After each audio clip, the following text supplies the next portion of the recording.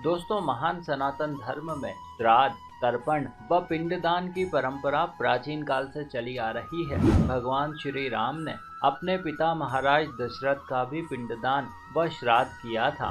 गरुड़ पुराण के अनुसार पितरों के निमित्त श्राद्ध कर्म करने से उन्हें शक्ति व शांति की प्राप्ति होती है। बदले में वे आपको सुखी व समृद्ध होने का आशीर्वाद देते हैं। लेकिन क्या आप जानते हैं, वैसे तो आप अपने पितरों के निमित्त धूप ध्यान व श्राद्ध वर्ष में किसी भी दिन कर सकते हैं, किंतु फिर भी श्राद्ध पक्ष में श्राद्ध करने की बात ही कुछ और होती है। वैसे आपको बता दें कि 16 श्राद्ध में हर दिन किए गए श्राद्ध का जातक को एक अलग ही लाभ प्राप्त होता है। कभी उसे सोना चांदी मिलता है तो कभी उसे रत्न मिलते हैं। महाभारत के अनुशासन पर्व में भीष्म पितामह युधिष्ठिर को इस संबंध में विस्तार से बताते हैं। वैसे आज के इस वीडियो में हम यही सब कुछ जानेंगे, लेकिन शुरू करने से पहले यदि अभी तक आपने इस चैनल को सब्सक्राइब, वीडियो को लाइक व शेयर नहीं किया है तो जल्दी से कीजिए।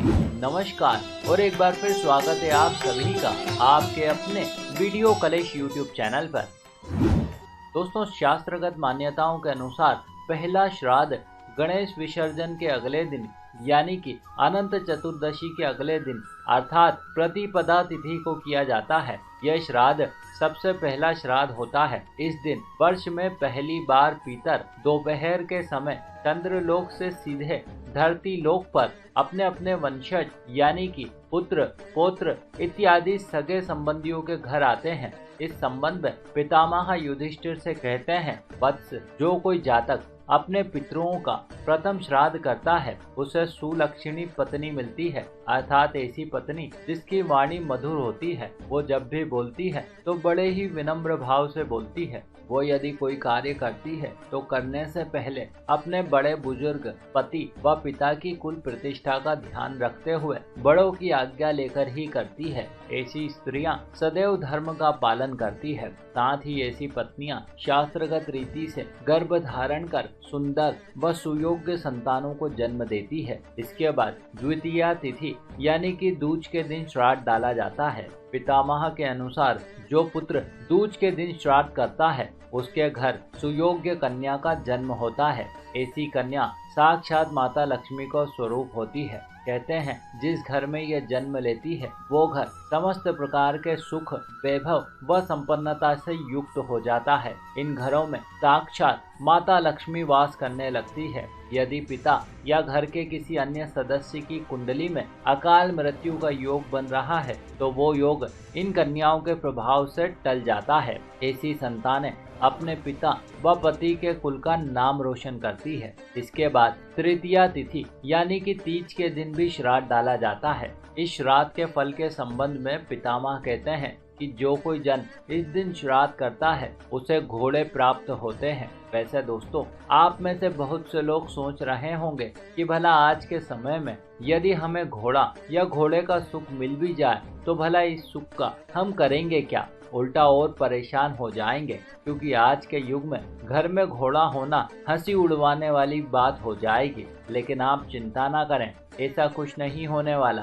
दरअसल यहाँ घोड़े से अर्थ वाहन सुख से है। तीज के दिन श्राद्ध करने से जातक को वाहन सुख की प्राप्ति होती है। उसे अच्छी गाड़ी में घूमने का सौभाग्य प्राप्त होता है। इसके बाद चतुर्थी यानी कि चौथ के दिन श्राद्ध डाला जाता है। दोस्तों, इस संबंध में पितामह कहते हैं कि जो कोई जन चौथ के दिन श्राद्ध करता है उसे छोटे छोटे पशु जैसे भेड़, बकरी, कुत्ता, मछली इत्यादि से बहुत लाभ मिलता है।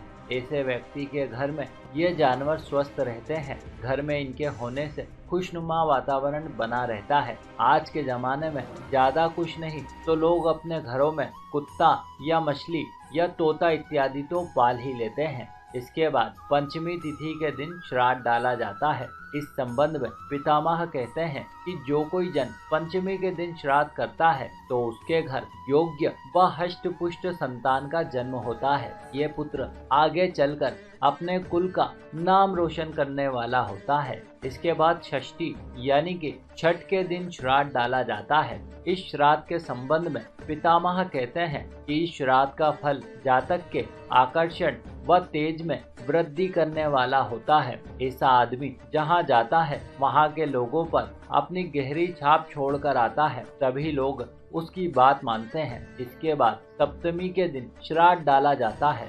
इस श्राद्ध के संबंध में पितामह कहते हैं कि जो कोई जातक इस दिन श्राद्ध करता है तो फलस्वरूप इससे उसके कृषि धन में वृद्धि होती है, उसके खेत में उत्तम फसल होती है, वो भूमि माता से लाभ पाता है। कभी कभी तो जातक को गड़ा धन तक प्राप्त हो जाता है। इसके बाद अष्टमी तिथि के दिन श्राद्ध डाला जाता है। इस श्राद्ध के संबंध में पितामह कहते हैं कि जो कोई जातक इस दिन श्राद्ध डालता है उसे व्यापार में अथाह मुनाफा होता है, फिर चाहे वो व्यापार किसी भी वस्तु का क्यों ना हो। इसके बाद अगला श्राद्ध नवमी तिथि के दिन डाला जाता है। दोस्तों, इस श्राद्ध के संबंध में पितामह कहते हैं कि इस दिन श्राद्ध करने से जातक को खुर वाले पशु जैसे घोड़े, खच्चर, बैल इत्यादि से लाभ होता है। यदि संक्षिप्त में कहें तो आज के युग में इन पशुओं की जगह मशीनों ने ले ली है, तो इससे जातक को मशीनों के रूप में लाभ प्राप्त होता है।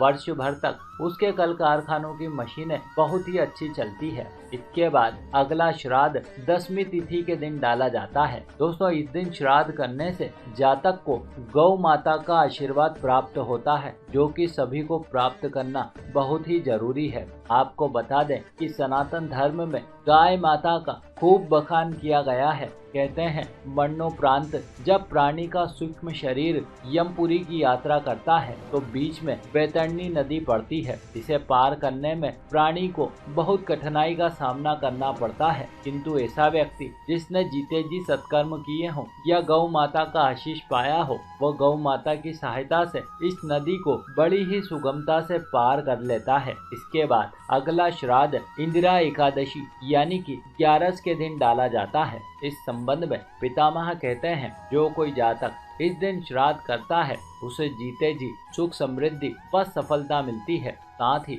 मरणोपरांत वैकुंठ की प्राप्ति भी होती है। यदि संक्षिप्त में कहें तो ऐसे व्यक्ति पर आजीवन श्री हरि की कृपा बनी रहती है। इसके बाद अगला श्राद्ध द्वादशी यानी कि 12 के दिन डाला जाता है। इस संबंध में पितामह कहते हैं इस दिन श्राद्ध करने से जातक को बहुमूल्य धातु जैसे सोना, चांदी, रत्न, आभूषण इत्यादि प्रकार की वस्तुएं मिलती है। घर में रखे गहनों में बढ़ोतरी होती है। इसके बाद अगला श्राद्ध त्रयोदशी यानी कि 13 के दिन डाला जाता है। पितामह के अनुसार जो कोई जन इस दिन श्राद्ध कर्म करता है तो इससे उसका समाज में मान सम्मान बढ़ता है, हर कोई उसे सम्मान की दृष्टि से देखता है। इसके बाद अगला श्राद्ध चतुर्दशी की तिथि पर डाला जाता है। दोस्तों, इस श्राद्ध के संबंध में कहा जाता है कि यदि किसी व्यक्ति की अकाल मृत्यु हुई हो, जैसे किसी दुर्घटना में डूबकर, आकस्मिक बीमारी से, अग्नि से, सांप के काटने से, तो ऐसा व्यक्ति सीधे प्रेत योनि में जाता है। वो बड़ा ही अशांत रहता है,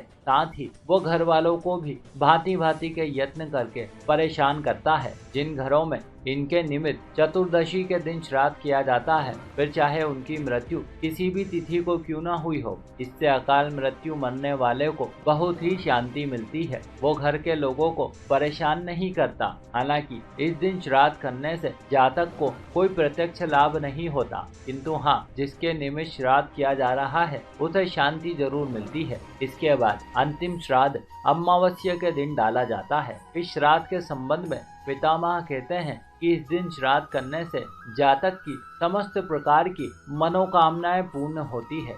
तो दोस्तों, इस प्रकार से श्राद्ध पक्ष में पितृगण आपके द्वार पर आते हैं और जिन घरों में उनके निमित्त पूरे श्राद्ध पक्ष में रोजाना गुड़ व घी की धूप छोड़ी जाती है, उन परिवारों पर पितरों की विशेष कृपा होती है। इसी के साथ हमारी ये जानकारी भी यहीं समाप्त हुई। आशा करते हैं आपको हमारा प्रस्तुतिकरण व प्रयास जरूर अच्छा लगा होगा। आपने हमें इतने प्रेम से सुना, इस सब के लिए आपका बहुत बहुत आभार। हम जल्द ही मिलेंगे आपसे अगले वीडियो में। तब तक के लिए नमस्कार।